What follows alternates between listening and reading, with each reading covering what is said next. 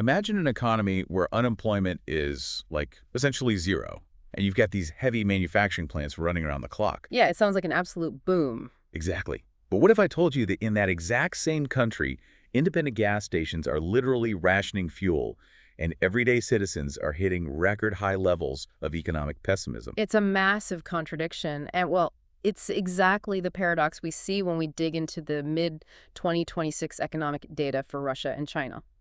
Right, so welcome to our deep dive. Today's mission is to analyze the absolute latest economic information we have on these two global giants. Because the numbers tell a really fascinating story. They really do. Both nations are aggressively projecting global power, but the data exposes some deep structural rot at home. Let's start with Russia. The numbers characterize this as a two-speed economy. I mean, how does that actually play out on the ground? So a two-speed economy basically means different sectors are living in completely different realities. The government is pouring massive amounts of money into military production.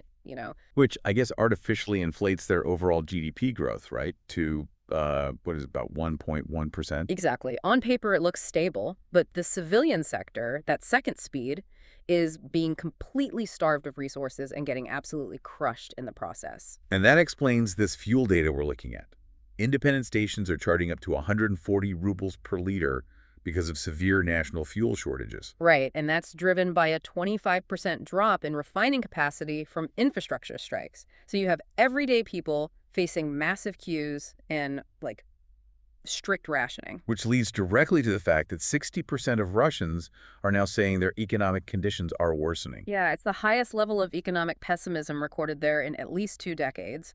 The civilian reality is, well, it's bleeding. But then I look at this employment data, and there's this huge outlier. Unemployment is sitting between 2.2 and 2.5%. Right. Honestly, if I saw that number anywhere else, I just assume businesses are hiring like crazy and people have tons of money to spend. Doesn't that usually mean an economy is healthy? In a standard economy, sure, it'd be great. But the numbers here show this low rate isn't driven by job creation at all. It's actually a grim symptom of a massive labor vacuum. Because of the military mobilization. Exactly. When a country mobilizes huge chunks of its working age population, and you combine that with an existing demographic decline, you literally just run out of human beings to work normal jobs. Wow, so it's not a boom. It's just a sheer lack of bodies. Precisely. And this internal pressure is compounded externally, too. The UK and EU are quietly but aggressively cracking down on Russia's shadow fleet. Let's clarify that shadow fleet thing for a second.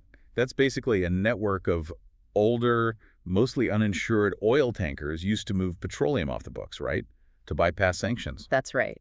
By choking off those covert tankers and, blocking the smuggling of advanced microchips, international regulators are quietly tightening a structural vice on whatever revenue Russia has left. It's incredibly bleak. But what's really interesting is the parallel with China. The data suggests China is running a remarkably similar playbook, just swapping out a military engine for a manufacturing one. Oh, absolutely. The numbers definitely support that parallel. China is claiming around 5% growth, which is heavily driven by state subsidies into high-tech exports. Things like AI hardware and EVs, right? Yeah, exactly. But the domestic reality is entirely different. Retail sales are actually shrinking. They're down 0.6%. And the data points to the property sector as the main culprit, showing a catastrophic 16% drop this year alone. It is catastrophic, yeah. If I think of China's economy like a bodybuilder, it's like the state-funded industrial sector is this massive muscular upper body. But the consumer economy is the legs. They've essentially skipped leg day for years. I mean, I love that analogy, but we really need to look at the mechanics of why those legs are buckling. In China, real estate isn't just where you live. It is the primary vehicle for household savings. Because their stock market is so historically volatile? Right. Citizens pour their life savings into concrete. So when the property market drops 16%, that isn't just a market correction. It is a direct wipeout of everyday household wealth. And when people feel broke, retail shrinks, which perfectly explains this other alarming stat we have here. Youth unemployment is hitting 15.6%. Yeah, it's a huge issue.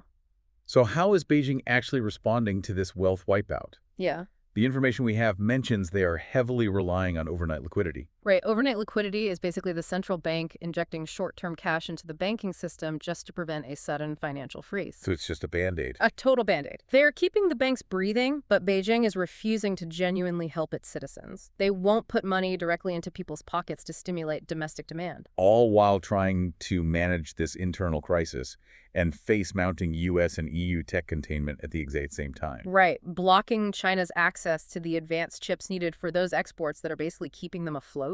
Taking all this data together, why should you, listening right now, care about these internal structural issues? How does a hollowed-out economy on the other side of the world actually affect us? Well, because fragility in a superpower rarely stays contained. If these massive domestic economies buckle, it severely disrupts global supply chains. Which impacts the prices of everything from the gas in your car to the electronics in your home. Exactly. And it increases the risk of unpredictable geopolitical moves as leaders try to, distract from domestic crises. It certainly paints a stark picture. We're looking at two industrial giants keeping the engines roaring entirely at the expense of their own citizens' living standards. Yeah, they're funding their geopolitical egos by completely abandoning the social contract. Which leaves us with a critical question moving forward. We've talked about how these governments are pushing their citizens to the brink.